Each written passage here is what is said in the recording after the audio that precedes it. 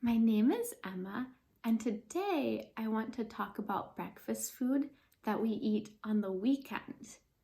So, the main difference between this and food that you eat during the week, so Monday to Friday, is that on the weekend you usually have more time to cook. Like maybe, 20 to 30 minutes, maybe even more time to cook. And of course, you can eat the same food that you eat during the week, but I think a lot of people might eat food that takes a bit longer. So I'm going to talk about that today. Okay, and before I get started with my list, I first want to talk about a word for this. So that word is brunch. And brunch is a combination of breakfast and lunch. And so this is basically just late breakfast where you eat a lot of food. And so you can have brunch at home, or on the weekend you can go out to a restaurant, and a lot of them have brunch. And usually they have it from the morning until sometime in the afternoon. I think it depends a bit on the restaurant, but maybe like 3 p.m. That's not unusual. So you can actually have brunch after lunchtime. Although I think probably most people would go around like 11 a.m. or so. Okay, so the first food I have is pancakes. And pancakes are a very popular American food. Actually, they're popular all around the world, but the American ones are kind of small, round, and maybe about this thick or so. Some might be thicker, some might be thinner. And you make them in a pan, and then usually you eat them with maple syrup. But of course, you can also eat them with whatever you want, with fruit, with whipped cream, with jam. But these are usually sweet. Okay, and the next one is pretty similar. It's waffles. So to make waffles, the ingredients are really similar to pancakes, but you need a waffle iron if you want to make them at home.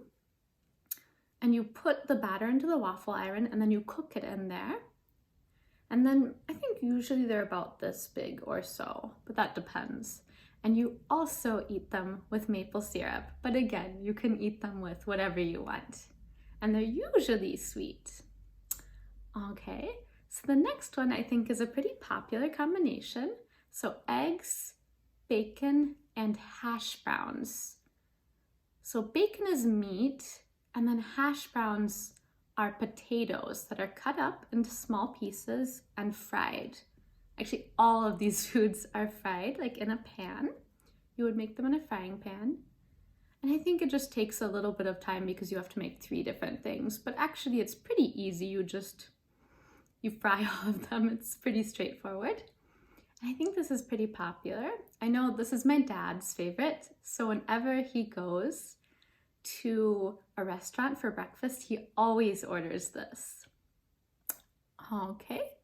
The next one is French toast. I don't know why it's called French toast, but that's the name for it in English.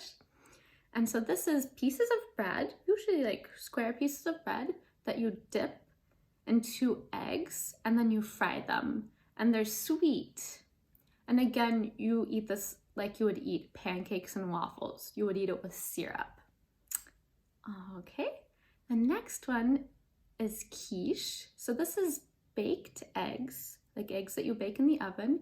Usually it has a crust under the eggs, and it's usually round. And then you can slice it. So usually the slices look like this, like a slice of pie or something, or a slice of cake. And usually this is savory, and you can add in vegetables, meat, whatever you like. Okay, and the last one on my list is cinnamon rolls.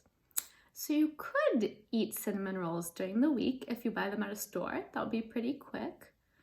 But if you make them at home, they take a long time. So that's why they're on my list of weekend foods. And they're also pretty sweet. So for me personally, this is not something I would want to eat every day. But they're round. And usually you can see kind of a pattern like this with the cinnamon in it. And they're pretty good.